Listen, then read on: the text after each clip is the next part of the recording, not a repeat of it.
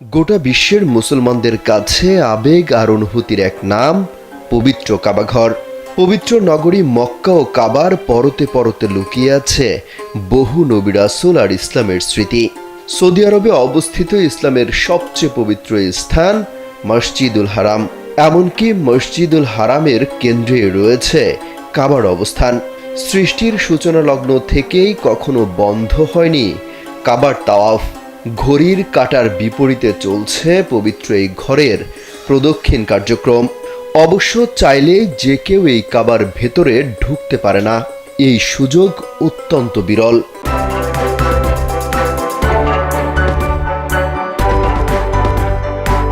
আনুষ্ঠানিক পরিচ্ছন্নতার জন্য বছরে মাত্র দুবার খোলা হয় কাবার দরজা। তাছাড়া মুসলিম বিশ্বের কোনো প্রভাবশালী ব্যক্তি মক্কায় গেলে তার সম্মানে সরকারের অনুমতি সাপেক্ষে খোলা হয় কাবা শরীফের দরজা।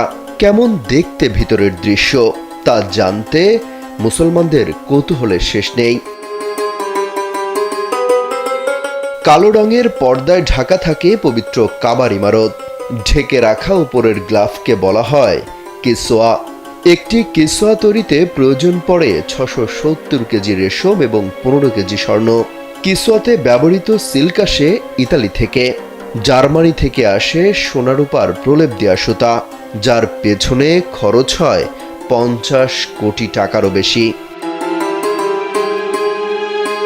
নির্মাণের সময় কাবার কোনো দরজা ছিল না। 1977 সালে ক্ষমতায় ছিলেন বাদশাহ খলিল বিন আব্দুল আজিজ। তার আদেশে তৈরি হয় কাবা শরীফের বর্তমান দরজা। 10 সেন্টিমিটার পুরুত্বের বিশ্বের সবচেয়ে দামি কাঠের তৈরি দরজায় ব্যবহার হয়েছে 280 কেজি খাঁটি সোনা এবং খোদিত আছে পবিত্র কোরআনের বিভিন্ন আয়াত। ইসলাম পূর্ব যুগ থেকে একই পরিবারের সদস্যরা পালন করে আসছেন কাবার চাবি বহনের গুরুদায়িত্ব। কাবার ভেতরে একপাশে রয়েছে একটি স্বর্ণের তৈরি দরজা। এই দরজা দিয়েই যাওয়া যায় কাবার ছাদে। কাবার ভেতরে রয়েছে আব্দুল্লাহ বিন জুবায়ের রাদিয়াল্লাহু তাআলা আনহুর স্থাপিত 3টি স্তম্ভ, যেগুলোকে পরবর্তীতে সুসজ্জিত করা হয়েছে স্বর্ণ খচিত ডিজাইনে।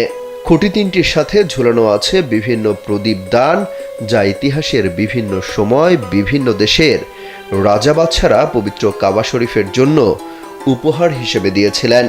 সবুজ এবং সাদা মার্বেল পাথরে আবৃত কাবা ঘরের ভেতরের দেয়াল। রয়েছে সুগন্ধি রাখার জন্য একটি বিলাসবহুল বাক্স। দেয়ালে আছে বিভিন্ন সময়ে কাবার সংস্কারে বাদশাদের ভূমিকা ও কাজের ফিরিস্তি।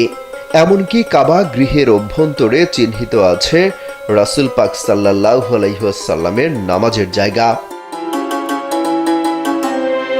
তাছাড়া কাবা পরিষ্কারের জন্য সাধারণত জমজমের পানি, খাঁটি গোলাপ জল, উন্নত মানের সুগন্ধি উদ এবং কস্তুরী ব্যবহার করা হয়।